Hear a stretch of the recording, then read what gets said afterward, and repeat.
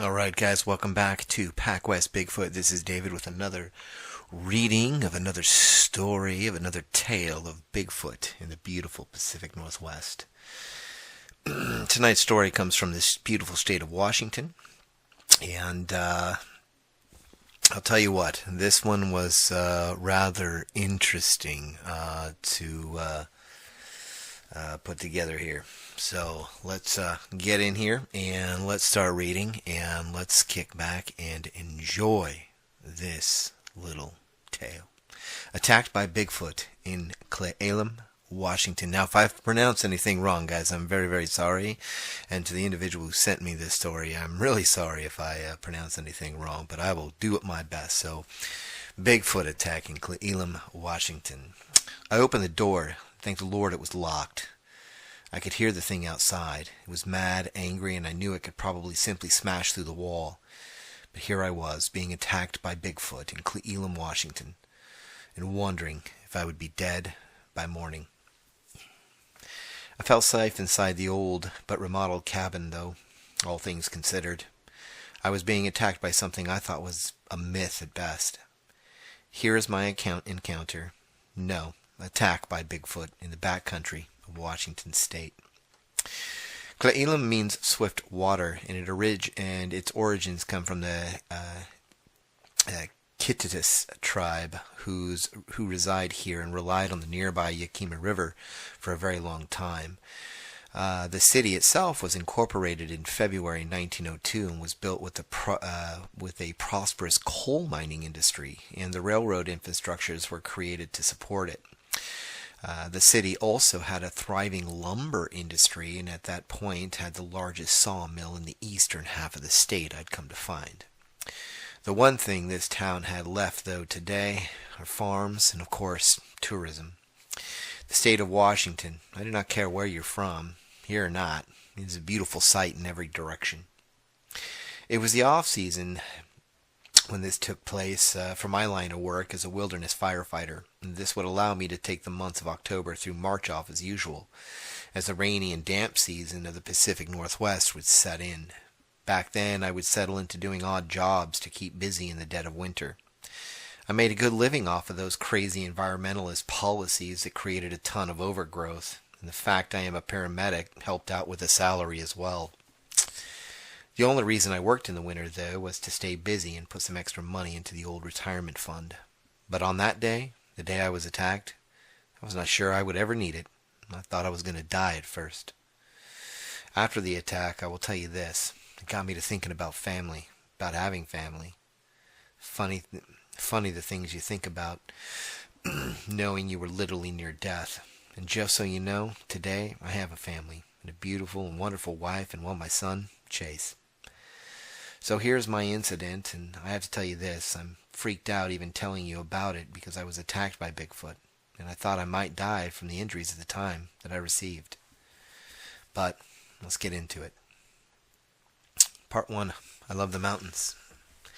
I love the mountains, the wilderness. I simply love to wander around God's green earth here in my beloved Pacific Northwest.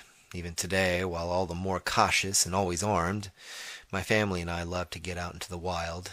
Well, somewhat wild.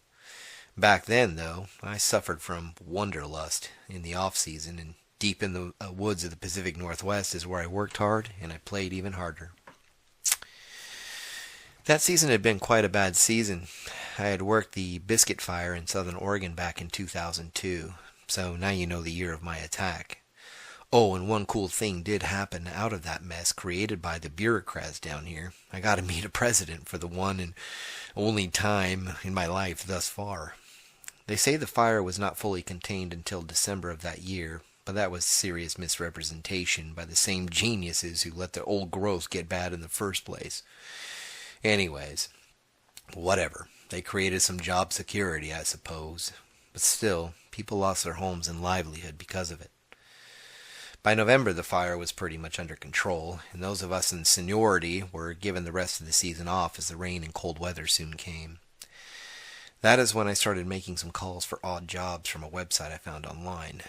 As the good Lord would have it, the fourth call in, I scored a job clearing out brush and trees up around an old cabin outside the town of Cle Elum. The cabin was located about 3 miles west of the lake there in the middle of the mountains, or to most people, the middle of nowhere. But nowhere was just over a place called Demiri Peak. Of course, the cabin itself was on the other side of the peak, past the end of the trail, where an unnamed and unused old forest road eventually shows up, even on a map. Here, you would be in some pretty thick alpine forest type of terrain, and the mountains and little valleys start to become almost too much to deal with, even an in-shape wild firefighter like myself. 1 second, guys. Sasquatch coffee. I started the hike, which took me a little over 2 hours to finally arrive at what I hoped was my destination. And it was, according to my GPS device and the snapshot the owner gave me. It was old, but not dilapidated in the least. It was as if the owner came up here and renovated the entire cabin, which he did, come to find out later. It was the perfect spot, too. The cabin sat in a clearing about 50 by 50 feet. It also stood on the side of a mountain, and from the porch you could see for miles. And I swear if I squinted I could see another lake that seemed to be about 10 to 15 miles due west. I believe that was Little Catchis Lake.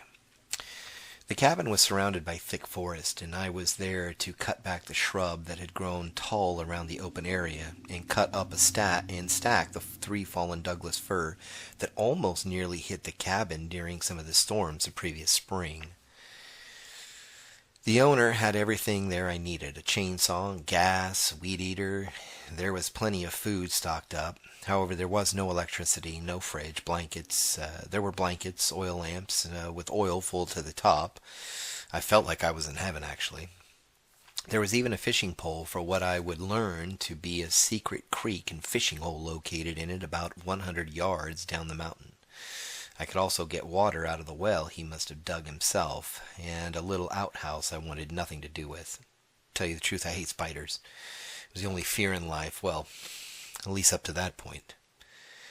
That year the snow would be light to fall so far. Just a couple inches fell overnight that usually melted off by mid-afternoon, except in the shady parts of the forest that surrounded the place. I saw little evidence of animals, some bobcat and black bear prints I had seen while on my last few hundred feet to the cabin, but other than that, nothing. Not that they were not around. Animals are great at staying out of harm's way, and humans, well, we can usually be the harm. I have seen them come out of a forest during a fire. You'd never believe they were in there until you see them scatter for safety. I once heard of someone saying they saw a tall creature come out of a forest fire. I guess that was about as far as I went with the myth at the time I believed Bigfoot was. That would all change, however, in just 48 hours from that moment I came upon the cabin. Part 2, Day 1, Weird Noises. I got to work after settling in with my luggage, which was just a backpack full of clothes and other necessities. I knew there would be food and other things provided as stated by the owner before I took up the job. Looking around at the fallen trees and low shrubs and wildflowers like camas, tons of prairie fleabane, and of course the shrubs that were starting to ascend the front porch that needed tending to, I would be here for at least a week to a week and a half, I thought. He wanted it clear just in case of wildfire during the next dry season, and apparently my job skills were a match for his needs. I got to work an hour after reaching the cabin that first morning. As the snow melted from what would be mostly a sunny and clear week, I made some pretty good time clearing out the open area around the house with a gas-powered weed whacker. This one, of course, was the weed whacker with the metal blades. That made it a whole lot faster and smoother than I thought. I had nearly knocked down and raked up 20 feet from about 20 feet from all sides of the cabin by the time I wanted to take the rest of the day to relax. I figured I would fish in that secret spot he mentioned. So I wrapped it all up, put all the tools away in the machine, grabbed a fishing rod, and grabbed some worms I'd saved while cleaning the yard and headed out. I followed the little trail. There was more like a runoff made from melted snow over the years, down to what seemed to be a rather large pool of water in which a little torrent of a creek poured into. It was rather large. It was actually about 75 feet in radius, to tell you the truth. It was crystal clear, too, and I could see why he said fishing would be easy. I could see large trout swimming near the bottom here and there. I set into fishing. At this point, though, I started getting a weird feeling like that of being watched. And actually, ever since I hit the little trail to get down here. No mind, though. I let the thought leave as quickly as they came and continued fishing. After a couple hours and 2 trout about 12 to 14 inches long caught, I headed back for the feast. After dinner, I washed the dishes, got my long johns on, and headed out to sit on the rocking chair on the front porch to do some stargazing. What a beautiful night it was. Cold, freezing actually, but beautiful nonetheless. As I sat there, I heard something I'd never heard in a forest before, the sound of wood knocking against a tree. Whack, whack, whack.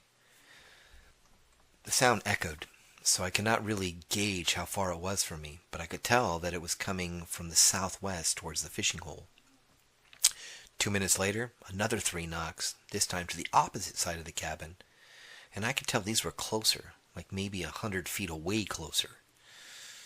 Weird, I thought. What makes a knocking sound with wood in a forest? Bigfoot? Ha!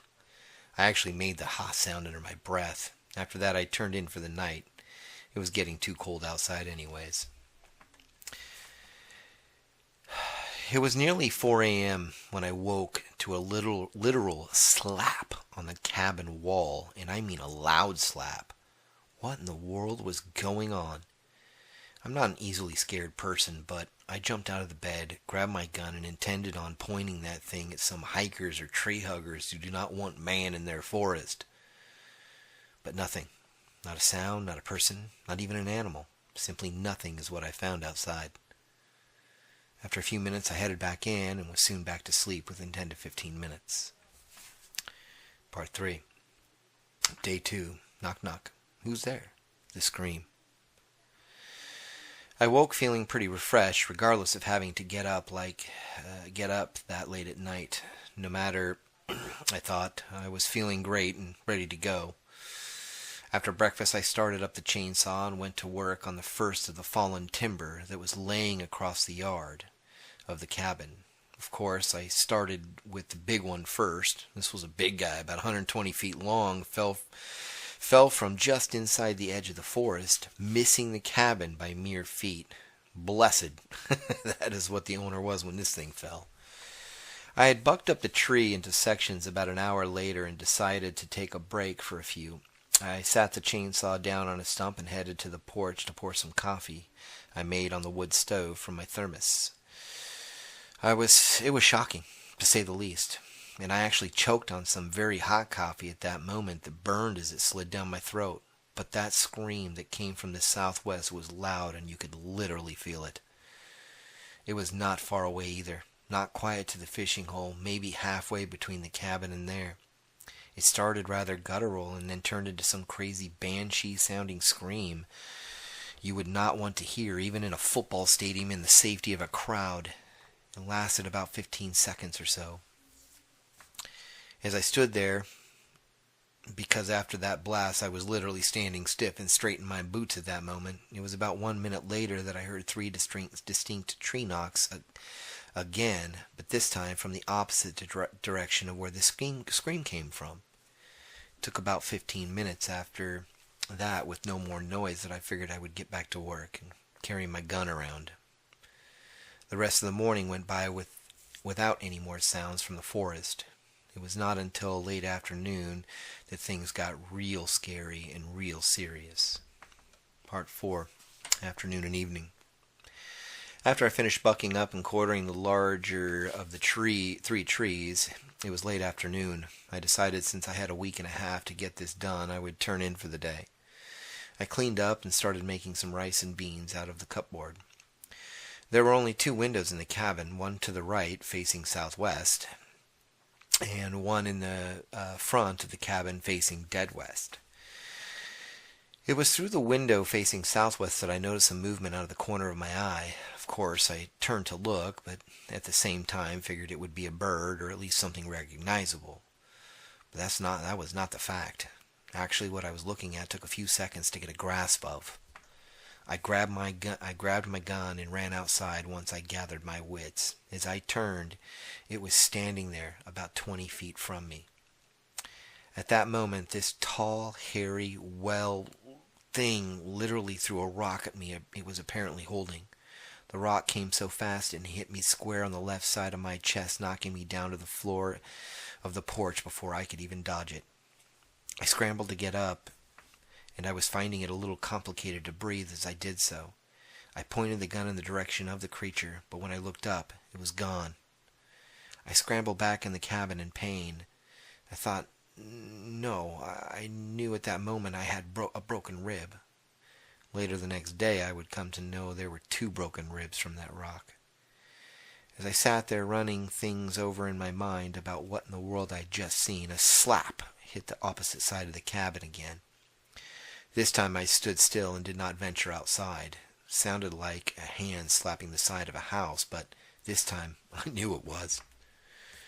I grabbed my gun and held it closer to me as I stood up finally and went to the window facing southwest. The creature was back, or never left, I thought. However, this time it was just inside the tree line, standing by a large Douglas fir.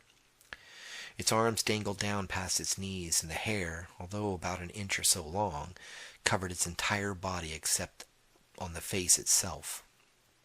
The face was something from a nightmare. Worn, weathered, long, and with large but beady eyes that almost glowed red in the shade of the forest trees. I knew it could see me. At least it felt like it did, and that's when it screamed again. I could see its teeth, human-like, except for the canines were a bit longer and scarier, to tell you the truth. It had hands, it stood on 2 legs, and it must have been over 8 feet tall by the look of it. Bam! Another slap or something against the opposite wall came again. There were 2. I finally started to panic at that point. What was worse, it was getting on towards dark. What was I going to do? Make a run for it? Stay inside and hope for the best? At that moment, I started praying under my breath. The prayer helped. All of a sudden, I felt as though I should start settling in for a long night. So I did. Darkness fell on the mountain, and I'd ventured out long enough here and there to grab firewood to burn all night long. The oil lamps were lit, and one was on high. I turned on the radio that was stored above the kitchen cabinets for comfort. Every once in a while it would be drowned out by a scream from outside and a smack or a whack against, again on the side of the cabin. Had the noise of working around the property brought them there? Were they long-time residents? Was I really being threatened by Bigfoot? Were they going to come in and finish me off in the middle of the night? I had no answers. I tried to calm down and soon did as I reached in my bag and started to read the first chapter of a book I picked up on the trip, Watership Down by Richard Adams. A great novel, by the way. The screams, the knocks, and the hitting of the cabin continued. However, there were a few close scares when they, or it, got up on the porch and slapped the front of the door a couple times. That had me almost shoot through the door at them. I did not shoot, though. Besides, the little gun I had probably would have ticked him off instead of hurting it. They were huge beastly things, after all. At one point, I woke up as the oil lamps were almost out. As I got up to raise the wicks a bit, I noticed that worn and scary face I'd seen earlier looking at me through the window. I've never been so frightened in my life. I raised my gun, and it grimaced and showed its teeth as I did so. A split second later, it turned and walked off into the tree line. That was the last of the visits and noises that night. I rewrapped my chest and laid down for the last 4 hours of darkness. In the morning, I would chance walking out to Cle Elum Lake and get in my car and go. Part 5, up and gone. The sun came up, and I spent no time making breakfast or cleaning up. I packed, wrapped my chest again with the bandages, making them tighter for the walk, and made sure the fire was out before I left. Along the way, I could sense I was being followed, but they kept their distance. Maybe because every 20 minutes I would shoot off my gun as I walked. Hey, I did not want them coming any closer. My chest hurt, and it was agonizing to walk at best, but eventually the lake was in sight, and the sense of being followed ended. The nightmare was over. I got paid for the little work I'd done, and the guy was nice enough to add in a bonus for the trouble. However, when I brought everything up, well, he went silent for the most part. Maybe he knew, or maybe he figured I was just nuts. It was just being nice to listening to me. Even my wife today and my son think I'm a little off my hinges with the story, but deep down, I think they believe me. Either way, to this day, I'm not all that freaked out about venturing into the wilderness still, and I still fight fires here. But I do have eyes in the back of my head nowadays, and when that funny feeling ever comes about being watched or feeling watched, I listen to it immediately.